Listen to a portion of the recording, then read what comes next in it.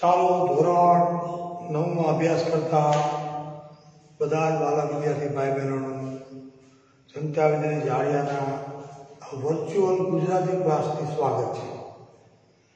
બાળકો, તમે જાણો છો એ પ્રમાણે ગઈકાલથી આપણે ગુજરાતી વિષય શરૂ કર્યો છે।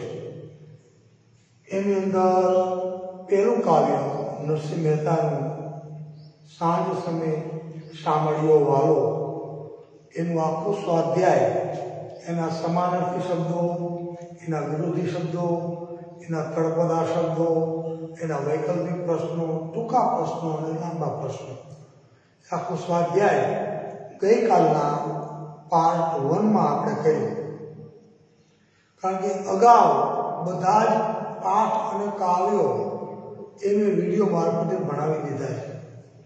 તમારે માત્ર એ વિડીયો જોઈ લેવાના પહેલા, અને પછી હું આ સ્વાધ્યાય કરાવું છું, પછી આ વિડીયો જોવાનો, પહેલા ઓલો વિડીયો જોઈ લેવાનો, ભણી લેવાનો, અને પછી આ વિડીયો જોવાનો, એટલે તમને આખું ગદ્ય કે પદ્ય એ ક્લિયર થઈ જાય।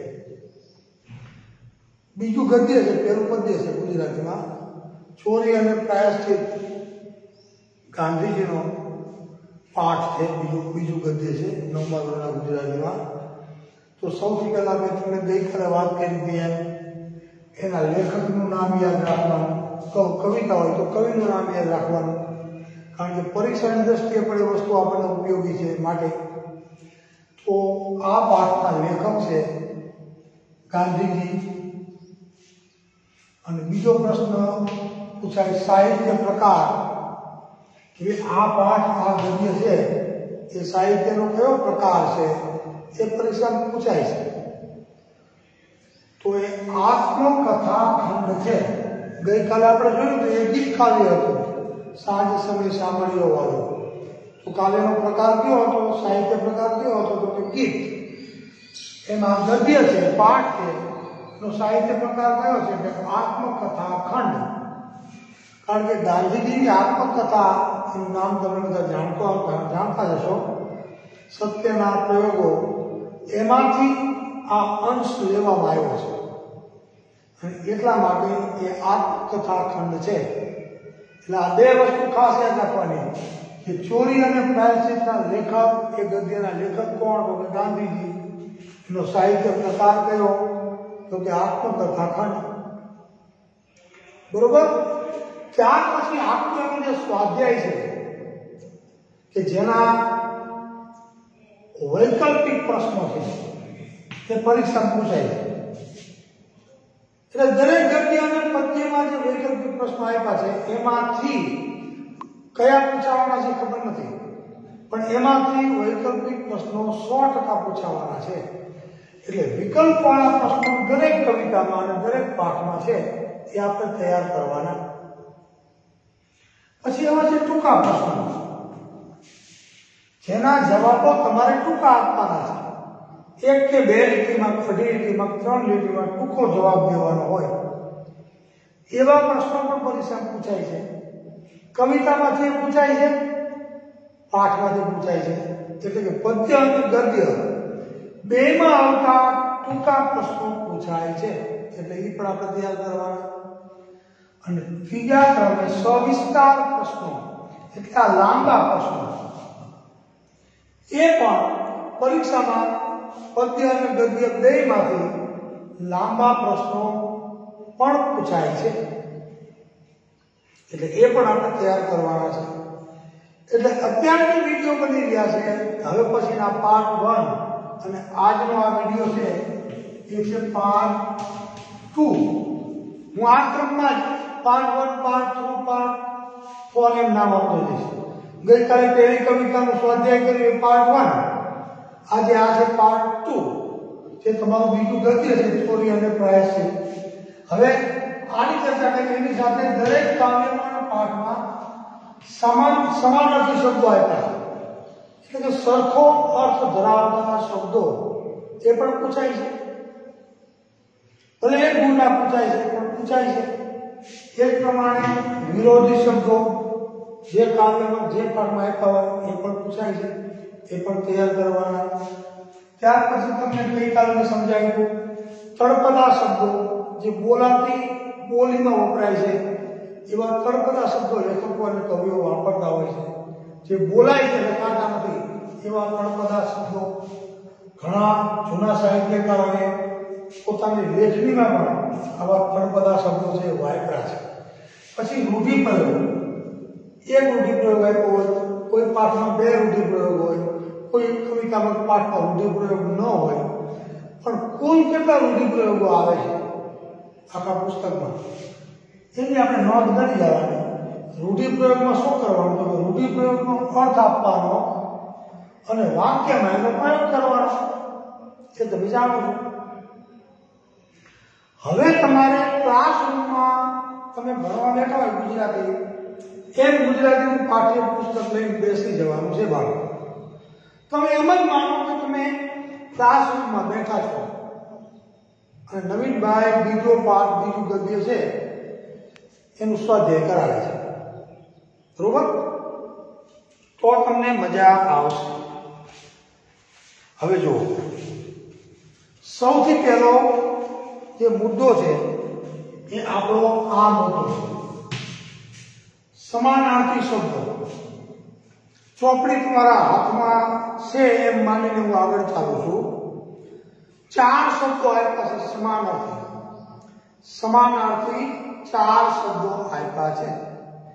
એમાં પહેલો આપ્યો છે બીડીના ઠૂઠામ.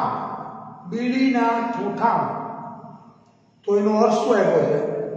પીધેલી બીડીનો વધેલો પાછળનો ભાગ. આપણે બીડીનું ઠૂઠું કોને કહીએ? કે કોઈ બીડી પીતા પીતા ફેંકી દીધી અને પાછળનો જે ઠૂઠું વધ્યું હોય ભાગ, એ બીડીનું ઠૂઠું. એનો અર્થ શું આપવો? બીડીનું ઠૂઠું એટલે બીડી પીતા પીતા વધેલો પાછળનો ભાગ. એટલું જ યાદ રાખવાનું, સિમ્પલ. પછી બીજો શબ્દ છે ધતુરાના ડોડવા. આપણે ગામડાના વિદ્યાર્થીઓ છીએ, આપણે ધતુરો જોયો છે, બહુ ઝેરી હોય છે. તો ધતુરાના ડોડવા, એનો અર્થ શું આપ્યો છે? ધતુરાના ઝીંડવા. ડોડવા કયો કે ઝીંડવા કયો, એટલે સામાન્ય અર્થ છે. ધતુરાના ડોડવાનો અર્થ ધતુરાના ઝીંડવા. પછી ત્રીજો શબ્દ છે કરજ. કરજ શબ્દ પણ તમે સાંભળેલો છે બાળકો. કરજ એટલે દેવું. દેવું એટલે કરજ. આપણી માથે પાપડીમાં કોઈ પૈસા માંગતું હોય તો એને કરજ કહેવાય, બરોબર? કરજ એટલે દેવું, દેવું એટલે કરજ. એટલે કે આપણી પાસે કોઈ રૂપિયા માંગતું હોય, આપણે કોઈને દેવાના થતા હોય વ્યાજ સાથે, એ કરજ કહેવાય, બરોબર? કરજ એટલે દેવું. અને પછી છેલ્લો શબ્દ છે, છેલ્લાથી આગળનો, તાડન. તાડન એટલે મારવું તે. ગુજરાતીમાં કોઈને મારવું એને તાડન કહેવાય, તાડન. પરીક્ષામાં તાડન શબ્દ પૂછાય તો તમારે જવાબ લખવાનો. કોઈને મારવું તે, કોઈને મારવું તે, કોઈના પર હાથ ઉપાડવો તે, એવો લખવાનો. તાડન એટલે કોઈને મારવું, તાડન કરવું એટલે મારવું. આ એનો સમાનાર્થી થયો. છેલ્લો શબ્દ સમાનાર્થી પાઠમાં આપેલો અસહ્ય. અસહ્ય એટલે કેવું? શબ્દ બે છે, સહ્ય અને અસહ્ય. અસહ્ય એટલે સહન ન થાય તેવું, સહન ન કરી શકાય તેવું, એને અસહ્ય કહેવાય. આપણે પૂછે અસહ્ય શબ્દનો સમાનાર્થી શું થાય? તો સહન ન કરી શકાય તેવું, સહન ન થઈ શકે તેવું, એને ગુજરાતીમાં કહેવાય અસહ્ય, બરોબર? આટલા સમાનાર્થી શબ્દો પાઠમાં છે. હવે આપણે વિરોધી શબ્દો જોઈએ છીએ. જ્યારે વિડીયો જો ત્યારે ગુજરાતી પાઠ્યપુસ્તક લઈને બેસવાનું છે તો તમને સ્વાધ્યાય સમજાશે. હવે આ જે વિડીયો બનાવી રહ્યા છે આપણે સ્વાધ્યાયના બનાવી રહ્યા છીએ, બરોબર? હવે વિરોધાર્થી શબ્દો ક્યાં ક્યાં આપ્યા છે? એમાં પહેલો શબ્દ આપ્યો છે स्वाधीनता स्वाधीनता तो એનો વિરોધી શબ્દ આપ્યો છે પરાધીનતા। તમારી જાત ઉપર તમે નિર્ભર હોય, તમે તમારા પગ પર હોય તો તમે સ્વાધીન છો, પણ બીજા ઉપર આધાર રાખીને જીવો છો તો તમે પરાધીન છો। તો પોતાના પર આધાર રાખીને જીવવાની સ્થિતિ એને આપણે ગુજરાતીમાં સ્વાધીનતા કહીએ છીએ, અને એની સામેની સ્થિતિ, એની વિરોધી સ્થિતિ એને શું કહેવાય? પરાધીનતા। સ્વાધીનતા તમારે આટલું યાદ રાખવાનું છોકરા, પરીક્ષાની દ્રષ્ટિએ વિચારો તો સ્વાધીનતા એનો વિરોધી શબ્દ બને પરાધીનતા। એની જોડણી પણ જોઈ લેવાની। બીજો શબ્દ છે આજ્ઞા। આજ્ઞા શબ્દ તો તમે સમજો છો, મમ્મી પપ્પા તમને કઈ આજ્ઞા કરે, શાળા આવ્યો અમે તમને કઈ આજ્ઞા કરીએ, કોઈ કામ તમને ચીંધવામાં આવે, કહેવામાં આવે તો એનો વિરોધી શબ્દ બને છે અવજ્ઞા। આજ્ઞાનો વિરોધી શબ્દ બને છે અવજ્ઞા। પછી શબ્દ છે ઝેર, ઝબલાનો ઝ। કયો શબ્દ છે ત્રીજો? ઝેર। ઝેરનો વિરોધી શું થાય? તો અમૃત। અમૃત માણસને જીવાડી દે, ઝેર માણસને મારી નાખે। ઝેર એનો વિરોધી શબ્દ થાય અમૃત। ચોથો શબ્દ છે સંધ્યા, તો એનો વિરોધી શબ્દ છે ઉષા। સંધ્યા એટલે સૂર્ય અસ્ત થાય, સૂર્ય જ્યારે આથમે અને અડધો સૂર્ય ડૂબી ગયો હોય, સાંજનું જે સરસ મજાનું વાતાવરણ હોય એને આપણે કેવો સમય કહીએ છીએ? આથમતા સૂર્યની સ્થિતિ। સૂર્ય અસ્ત થતો હોય, સૂર્યાસ્ત થતો હોય એને શું કહેવાય? તો કે સંધ્યા। પણ સૂર્યોદય થતો હોય, સૂર્ય આગળથી ઉગતો હોય પૂર્વમાંથી તો એને શું કહેવાય? ઉષા। સૂર્ય ઉગે ત્યારે પણ લાલીમાં હોય, સૂર્ય અસ્ત થાય ત્યારે પણ લાલીમાં હોય, પણ પશ્ચિમ તરફની લાલીમાં હોય, સૂર્ય જ્યારે અસ્ત થતો હોય એને શું કહેવાય? સંધ્યા। સૂર્ય ઉગતો હોય સવારે જે લાલીમાં દેખાય એને કહેવાય ઉષા। સંધ્યા તો ઉષા। પછી હાનિ, હાનિ એટલે નુકસાન, ગેરલાભ, તો હાનિનું વિરોધી શું થાય? તો કે લાભ। પછીનો શબ્દ છે સ્મરણ, તો એનો વિરોધી શબ્દ બને વિસ્મરણ। સ્મરણ એટલે યાદ રહેવું, ને વિસ્મરણ એટલે ભૂલી જવું, તો સ્મરણ એનો વિરોધી શબ્દ બને છે વિસ્મરણ। આ જે સ્વાધ્યાય કરાવો તે સ્વાધ્યાય તમારે લખી મને ઓનલાઈન વોટ્સએપ ઉપર બતાવવાનું છે, યાદ રાખજો। પછી શબ્દ છે શુદ્ધિ, શુદ્ધિ એનો વિરોધી શબ્દ છે અશુદ્ધિ। શુદ્ધિ તો અશુદ્ધિ, બરોબર? આટલા વિરોધી શબ્દ છે, 1 2 3 4 5 6 અને 7, આ યાદ રાખવાના। પછી તળપદા શબ્દોમાં જઈએ છીએ તો આ પાઠમાં, આ ગદ્યમાં કેટલા તળપદા શબ્દો વપરાયેલા છે? તો કે એક જ તળપદો શબ્દ ગાંધીજીએ વાપર્યો છે, અને શબ્દ કયો છે? જો ચોપડીમાં દોકડો, દોકડો શબ્દ ગાંધીજીએ વાપર્યો છે। તો દોકડો એટલે શું? તો કે જૂના ચલણ અનુસાર 1 પૈસો, એ વખતનું જે ચલણ હતું, અત્યારનું ચલણ છે રૂપિયો, 2 રૂપિયા, 5 રૂપિયા, 10 રૂપિયા, 50 100 500 1000, એ વખતનો 1 પૈસો એને દોકડો કહેવામાં, બરોબર? દોકડો એટલે જૂના ચલણનો 1 પૈસો। અને હવે આપણે તળપદા શબ્દ પછી જઈએ છીએ રૂઢિપ્રયોગમાં।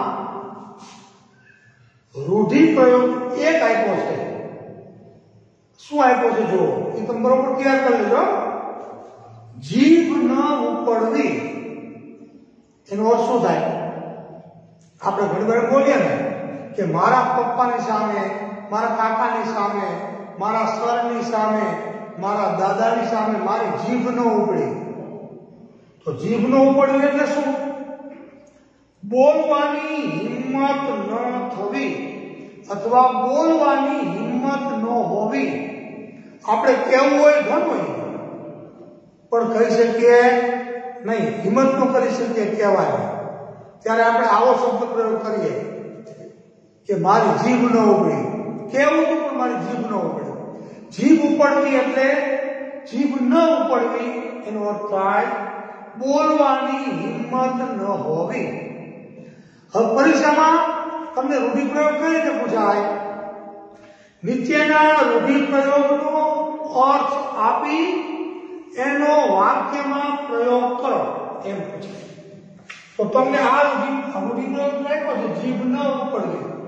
દાખલા તરીકે ઈ રૂઢિપ્રયોગ પૂછાણો, તમે એનો અર્થ લખી નાખો બોલવાની હિંમત ન થવી અથવા બોલવાની હિંમત ન હોવી. પણ ઘણી વાર એમ આપ્યો નીચેના રૂઢિપ્રયોગનો માત્ર અર્થ આપો, તો પછી વાક્યમાં પ્રયોગ કરવાનો નહીં. પણ ઘણી વાર એમ આપ્યું હોય કે નીચેના રૂઢિપ્રયોગનો અર્થ આપી અને વાક્યમાં પ્રયોગ કરો એમ આપ્યું હોય તો તમારે પછી રૂઢિપ્રયોગનો પહેલા અર્થ આપવાનો. જીભ ન ઉપડવી તો તમે સામે એનો અર્થ લખો, આમ ડેશ કરી દો જેમ ચોપડીમાં આપ્યું છે. બોલવાની હિંમત ન હોવી, પછી વાક્યમાં પ્રયોગ કરો. મારે મારા પિતાજીને ઘણું કહેવું હતું પરંતુ મારી જીભ ન ઉપડી. સમજાણું? મૂળ જે રૂઢિપ્રયોગ છે જીભ ન ઉપડવી એનો તમારે વાક્યમાં પ્રયોગ કરવાનો છે. એનો અર્થ આપ્યો છે એનું નહીં. મારે ઘણું બધું કહેવું હતું અથવા હું ઘણું બધું કહેવા માંગતો હતો પણ પપ્પા સામે મારી જીભ ન ઉપડી. પછી આપણું લખી નાખવાનું, પહેલા અર્થ લખી નાખવાનો, પછી રૂઢિપ્રયોગ વાક્ય એક બનાવવાનું, એમાં એ રૂઢિપ્રયોગને વાપરવાનો. કોઈ પણ વાક્ય બનાવી શકો. એવું નથી કે પપ્પાનું ઉદાહરણ દેવાનું, સરનું ઉદાહરણ દો, દાદાનું ઉદાહરણ દો, મમ્મીનું ઉદાહરણ દો, મિત્રનું ઉદાહરણ દો, અધિકારીનું ઉદાહરણ દો. વાક્ય પ્રયોગ સાચો હોવો જોઈએ. બસ શિક્ષકને એટલી ખબર પડવી જોઈએ કે આ બાળકને આ રૂઢિપ્રયોગ એટલે શું, એનો અર્થ શું થાય, એ કેમ લખાય, અને રૂઢિપ્રયોગને વાક્યમાં પોતાના શબ્દોમાં પોતાના ઉદાહરણમાં કેમ લખાય એ વિદ્યાર્થીને આવડે છે. હા, એટલે તમને ગુણ મળી જાય. આગળ ચાલીએ. હવે આવે છે બાળકો વૈકલ્પિક પ્રશ્નો. તો આ પાઠ્યપુસ્તકમાં ધ્યાન રાખજો. પેજ નંબર 5 ઉપર હું વૈકલ્પિક પ્રશ્નો કરાવું છું. ફટાફટ તમે જોતા જજો. સૂચના બધામાં સરખી છે. પ્રશ્નની નીચે આપેલા વિકલ્પોમાંથી સાચો વિકલ્પ પસંદ કરી ખરાની નિશાની કરો. એમાં આપ્યું જો તમારે 4 માંથી સાચો વિકલ્પ આપ્યો હોય, તમને એમ લાગે અ, બ, ક, ડ અથવા એ, બી, સી, ડી 4 માંથી બી સાચો છે, દાખલા તરીકે બી વિકલ્પ, તો બી ની સામે તમારે સાચાની નિશાની કરવાની. પહેલો વૈકલ્પિક પ્રશ્ન, ચોરીની ભૂલ સ્વીકારવામાં ગાંધીજીની જીભ ઉપડતી નથી. કારણ કે શું કામ ગાંધીજીની જીભ ઉપડતી નથી? એને ચોરી કબૂલ કરવી છે, પોતે ચોરી કરી છે, કબૂલ કરવી છે, પણ ગાંધીજીની જીભ ઉપડતી નથી. શું કામ? પહેલો વિકલ્પ, પિતાજી મારશે તેવો ડર હતો. વાત ખોટી, એ વિકલ્પ ખોટો છે. પોલીસ પકડવા આવશે તેવો ભય હતો. એ વિકલ્પ પણ ખોટો છે. પિતાજી દુઃખી થશે, કદાચ માથું ફૂટશે એવા ભય. એ વિકલ્પ સાચો છે બાળકો. ગાંધીજી ભૂલ સ્વીકારવા માંગતા ન હતા, એ વિકલ્પ પણ ખોટો છે. તો ચોરીની ભૂલ સ્વીકારવામાં ગાંધીજીની જીભ ઉપડતી નથી. શું કારણ? तो साचो विकल्प शू थयो तो के सी। सी ની સામે તમારે આમ ટીક માર દેવાની। શું પિતાજી દુખી થશે કદાચ માથું પૂછશે તેવા ભય, એટલે ગાંધીજી ભૂલ સ્વીકારતા નહોતા। બીજો વૈકલ્પિક પ્રશ્ન જુઓ, સોનાના કડામાંથી 1 તોલો સોનું કાપીને વેચવાની ઘટનાની ગાંધીજી ઉપર શી અસર થઈ? વિકલ્પો બોલું છું। કરજ ભરાતા મન શાંત થયું, ખોટું। ઘરમાંથી સોનું ગયાનો અફસોસ થયો, ખોટું। ચોરી કરવાની વાત ગાંધીજી માટે અસહ્ય થઈ પડી, એ સાચું। અને ભાઈ પ્રત્યે લાગણી જન્મી, એટલે એ, બી અને ડી એ ત્રણેય વિકલ્પ ખોટા છે। તો બીજા પ્રશ્નમાં સાચો વિકલ્પ કયો છે બાળકો? તો કે સી। એમાં પણ સાચો વિકલ્પ કયો છે? તો સી કરીને મારે સાચી નિશાની કરવાની। સોનાનું કડું હતું, એમાંથી 1 તોલો સોનું કાપી અને ગાંધીજીએ છાનું માનું, વડીલોને ખબર ન પડે એમ વેચ્યું, તો એની ગાંધીજી ઉપર શું અસર થઈ? તો એનો જવાબ છે શું અસર થઈ ગાંધીજી ઉપર? ચોરી કરવાની વાત ગાંધીજી માટે અસહ્ય થઈ પડી। ચોરી કરી તો લીધી બચપણમાં પોતે ચોરી કરી, એવી ચોરી કરવાની ગાંધીજીને ટેવ પડી ગઈ, અને સોનાના કડાની ચોરી કરીને સોનાનું કડું વેચી નાખ્યું। પણ પછી ગાંધીજીને પસ્તાવો થયો। આ પાઠનું નામ જ નો પ્રાયશ્ચિત। આપણે કઈ ખોટું કરીએ પછી આપણને પસ્તાવો થાય, પ્રાયશ્ચિત થાય, તો આપણે પ્રામાણિક માણસ છીએ। માણસની ભૂલ થાય, પણ ભૂલ થયા પછી ગાંધીજીને પસ્તાવો થયો। એટલે ગાંધીજી માટે ચોરી કરવાની વાત અસહ્ય થઈ પડી, એટલે એનાથી સહન ન થાય, અંદરથી બહુ મૂંઝાવા માંડી ગયા હતા ગાંધીજી। સાચો વિકલ્પ સી છે। ત્રીજો પ્રશ્ન જુઓ, ખોટું કાર્ય કર્યાના અપરાધ ભાવમાંથી બહાર આવવા શું કરવું જોઈએ? તમારાથી કે મારાથી કોઈ વ્યક્તિથી કંઈ ખોટું થઈ ગયું તો આપણને અંદર અપરાધ ભાવ થાય, ગુનાની લાગણી છે, મેં કંઈ ખોટું કર્યું છે, મેં કંઈ ખોટું કર્યું છે। એવા સમયે એવી માનસિકતામાંથી, એવી અપરાધ ભાવની પીડામાંથી બહાર આવવું હોય તો શું કરવું જોઈએ? પહેલું, કોઈની વાત ન કરવી। બીજું, જોખમ ખેડીને પણ દોષ કબૂલ કરવો જ જોઈએ। ત્રીજું, ખોટા રસ્તે જવું। અને ચોથું, ખોટું કાર્ય વારંવાર ન કરવું। આ ચારમાંથી સાચો વિકલ્પ કયો? તમારે અપરાધ ભાવમાંથી બહાર આવવું હોય તો સાચો વિકલ્પ કયો છે? જોખમ ખેડીને પણ દોષ કબૂલ કરવો જ જોઈએ। એકવાર તમે જે ભૂલ કરી હોય એ તમારા મા બાપને કે વડીલોને કહી દો, જે પરિણામ આવું આવે, મારા પપ્પાથી મારે છુપાવવું નથી, મારા મમ્મીથી કે મારા સરથી મારે છુપાવવું નથી, ભૂલ થઈ છે અને મને એનો પસ્તાવો છે, પણ મારે કહી દેવું છે કે સાહેબ અથવા તો પપ્પા મારાથી આ ભૂલ થઈ છે, તમારે જે સજા કરવી એ કરો। એક વખત તમે તમારી ભૂલને જોખમ ખેડીને, પપ્પા મારે ખરા, પ્રસાદી એ મળે, પણ એ સ્વીકારીને જો તમે એક વસ્તુ તમારો ગુનો કબૂલ કરી લ્યો, એ કબૂલ કરી જ લેવો જોઈએ, તો તમારો અપરાધ ભાવ અંદરથી જાય, તમારી પીડા છે એ મટે। એટલે ખોટું કાર્ય કર્યાના અપરાધ ભાવમાંથી બહાર આવવા શું કરવું જોઈએ? તો સાચો વિકલ્પ કયો થયો? તો કે બી, જોખમ ખેડીને પણ દોષ કબૂલ કરવો જ જોઈએ। અને છેલ્લો વૈકલ્પિક પ્રશ્ન વાળો, બીડી પીવાની કુટેવમાંથી બીજી કઈ કુટેવ આવી? ગાંધીજી નાની હતા તો ગાંધીજીની બીડીના ઠૂઠા પીવાની ટેવ પડી ગઈ હતી, ઈ ટેવ પડી, એમાંથી ગાંધીજીને બીજી કઈ ટેવ આવી જીવનમાં? તો કે ધુમાડો કાઢવાની ના, નોકરના પૈસા ચોરવાની, હા, વડીલોના દેખતા બીડી પીવાની કે ધતુરાના ડોડવા ખાવાની? તો બીડી પીવાની કુટેવમાંથી ગાંધીજીને બીજી કુટેવ કઈ આવી? નોકરના પૈસા ચોરવાની,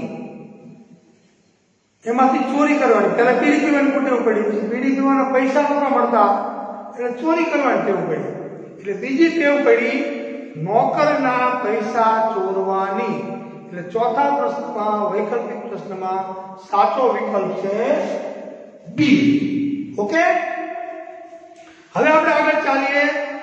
એક જ પ્રશ્ન છે, ટૂંકો પ્રશ્ન એક જ છે. જો ગાંધીજીએ ચિઠ્ઠીમાં શું લખ્યું હતું? એટલે ગાંધીજીએ એના પપ્પાને ચિઠ્ઠી લખી, પોતાનાથી ભૂલ થઈ, પોતાનાથી ચોરી થઈ, એટલે ગાંધીજીએ એના પપ્પાને પોતાના ભૂલની કબૂલાત કરતી ચિઠ્ઠી લખી. સાંભળજો, એના પપ્પાના મોઢે મોઢે ગાંધીજી કહી શકતા નહોતા કે મારે કઈ ભૂલ થઈ છે, બોલવાની હિંમત નહોતી થતી, જીભ નહોતી પડતી. એટલે ગાંધીજીએ ચિઠ્ઠી લખી અને ચિઠ્ઠીમાં ગાંધીજીએ કેટલીક કબૂલાત કરી. તો ગાંધીજીએ ચિઠ્ઠીમાં કઈ કઈ કબૂલાત કરી હું બોલું છું, તમે સાંભળજો. એને ચિઠ્ઠી લખી, એમાં શું શું લખ્યું? તો પહેલા તો પોતાની ભૂલ છે, જે ભૂલ થઈ છે એ ચિઠ્ઠીમાં એને સ્વીકારી. ચિઠ્ઠીમાં એને કબૂલ કરી કે પપ્પા મારાથી આવી ભૂલ થઈ છે, બરોબર. અને ચિઠ્ઠી દ્વારા એને માફી માંગી ગાંધીજીએ. પહેલા ચિઠ્ઠીમાં પોતાનાથી થયેલી ભૂલ એને સ્વીકારી, એના પપ્પાની એને માફી માંગી અને હાથોહાથ ચિઠ્ઠી આપી અને પોતાનો દોષ કબૂલ કર્યો અને એના પપ્પાને કીધું મને જે સજા કરવી હોય એ કરો, મારાથી ભૂલ થઈ છે. અને પછી પાછું લખ્યું કે તમે મને ગમે એ સજા કરો મારી ભૂલ માટે, તો એ સજા સ્વીકારવા માટે હું તૈયાર છું અને હવે જિંદગીમાં ક્યારે ફરી વખત આવી ભૂલ કરીશ નહીં. આવું ગાંધીજીએ ચિઠ્ઠીમાં લખ્યું. અને હવેના જે બે પ્રશ્નો છે બાળકો, પાઠના આધારે ગાંધીજીના ગુણોનું વર્ણન કરો. તો ગાંધીજીમાં કયા કયા દિવ્ય ગુણો હતા? તો ગાંધીજીમાં નીચે મુજબના દિવ્ય ગુણો હતા. એમાં તમે આટલા ગુણો લખી શકો. સત્ય પાલન, સત્યનું આખી જિંદગી પાલન કર્યું. બીજો અહિંસા, અહિંસા પરમ ધર્મ એમ ગાંધીજી કહેતા. કોઈ દિવસ માણસે હિંસા કરવી જોઈએ નહીં. ત્રીજો ગુણ કયો હતો? ઓકે, નિર્મળતા, ચિત્તની નિર્મળતા. સત્ય પાલન, અહિંસા, નિર્મળતા. ચોથો ગુણ ગાંધીજીનો સૌથી મોટો ગુણ પણ કહી શકાય સાદગી. એકદમ સાદગીથી ગાંધીજી જીવા. પછી વિચારશીલતા,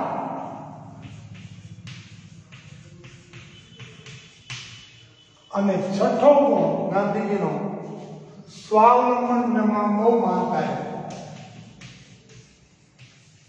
આટલા તો આપણને ઉડીને આંખે બંધ એટલા ગુણો ગાંધીજીમાં હતા. સત્ય પાલન, અહિંસા, નિર્મળતા, સાદગી, સહનશીલતા અને સ્વાવલંબન. સ્વાવલંબી બનવું, પોતાના પગભર થાવ, પરિસ્થિતિનું મહત્વ સમજો, એવું ગાંધીજી કહેતા. અને છેલ્લો પ્રશ્ન એની ટૂંકમાં ચર્ચા કરીને હું સ્વાધ્યાય પૂરું કરીશ. ગાંધીજીના અંતરમાં થતા મનોમંથનનું વર્ણન કરો. મનોમંથન એટલે શું? મનમાં ચાલતું યુદ્ધ. તમે કોઈ ખોટું કામ કરો તો તમારા મનમાં યુદ્ધ ચાલે. તો આ પાઠની અંદર ગાંધીજી શું ખોટું કરે છે? એ નાના હોય છે ત્યારે એને ખરાબ મિત્રની સોબત થઈ જાય છે અને બીડીના ઠૂઠા પીવાની ગાંધીજીને ટેવ પડી જાય છે. અને મા બાપની છાનામાના એના મા બાપને છેતરીને બીડીના ઠૂઠા પીવે છે અને ગામથી આઘા જઈને મા બાપને ખબર ન પડે, મા બાપને છેતરે છે. પછી બીડી મળતી નથી, બીડી દુકાન લેવા જાય તો કોઈ ખબર પડી જાય એવી ગાંધીજીની બીક છે, એવું ગાંધીજીએ કબૂલ કર્યું છે. એટલે પછી છાનામાના પૈસા ચોરવાની ટેવ પડે છે, ટોકરા ચોરે છે, સોનાનો દોકડો ચોરે છે. ટૂંકમાં ગાંધીજી ચોરી કરવાની કુટેવ તરફ વળે છે. પણ આવું કર્યા પછી ગાંધીજીને પસ્તાવો થાય છે. ખોટું કર્યા પછી પસ્તાવો થાય ને એ માણસ ડાય, એને સાચું ન ઠેરવવું જોઈએ કે ભાઈ મારાથી ભૂલ થઈ છે તો બીજી વાર નહીં કરું. ગાંધીજીને જે મનમાં મનોમંથન ચાલે છે, મનોમંથન એટલે શું? મનમાં યુદ્ધ ચાલે છે વિચારો કે મેં આ ખોટું કર્યું છે, મેં મારા મા બાપને છેતર્યા છે. મા બાપ ભગવાનનું રૂપ છે, મા બાપને ક્યારેય છેતરાય નહીં, મા બાપને ખબર ન હોય કોઈ ખોટી પ્રવૃત્તિ કરાય નહીં અને મેં કરી છે. એટલે ગાંધીજી બહુ પસ્તાવો થાય છે, બહુ વિચાર કરે છે, બહુ વિચાર કરે છે. અંતે મનોમન નક્કી કરે છે કે મારી ભૂલ તો મને સ્વીકારવી છે. અને પછી ગાંધીજી ચિઠ્ઠી લખે છે અને ચિઠ્ઠીમાં બધી પોતાની ભૂલ એ કબૂલ કરે છે. પણ એ ભૂલ કબૂલ કરે છે એ પહેલા એના મગજમાં વિચારોનું આખું વાવાઝોડું ચાલે છે કે મેં જે કર્યું યોગ્ય છે, મારે આવું કરવું જોઈએ, મારે આવું ન કરાય. મેં આવું શું કામ કર્યું? મેં ચોરી શું કામ કરી? મેં આવી કુટેવ શું કામ પાડી? મેં મારા મા બાપને છેતરા શું કામ? તો પિક્ચરમાં બતાવે છે હીરો આમ હાથ કરી જાય, એવો એને પસ્તાવો થાય છે, એવું એને મનોમંથન ચાલે છે. અને અંતે ગાંધીજી ચિઠ્ઠી લખી પોતાનો બધો ભાર છે હળવો કરે છે અને પપ્પાને ચિઠ્ઠી લખીને આપે છે. અને એના પપ્પાને કહે છે હું મારો દોષ કબૂલ કરું છું, હવે ક્યારેય આવી ભૂલ નહીં કરું. મને ખબર છે તમે ખીજાશો, તમે નારાજ થશો, જે ખાવું હોય ખાવ, પણ હું આજે નિખાલસતાથી મારી ભૂલને સ્વીકારું છું. એટલા માટે ગાંધીજી મહાન. આ ગાંધીજીનું મનોમંથન. શાંતિથી વાંચી લેજો આ લાંબા જવાબ અને ટૂંકા જવાબ, એટલે બીજું ગદ્ય તમને આખે આખું કંઠસ્થ વ્યવસ્થિત થઈ જાય. બરોબર? આ પ્રમાણે રોજ એક પદ્ય અને ગદ્યનું સ્વાધ્યાય આપણે કરતા જશું. હું તમને સમજાવતો જઈશ. ઓકે, આજના વિડીયોમાં અટકીએ છીએ. આવતીકાલે 5:3 નવા વિડીયો સાથે ફરી મળીશું. આવજો બધા.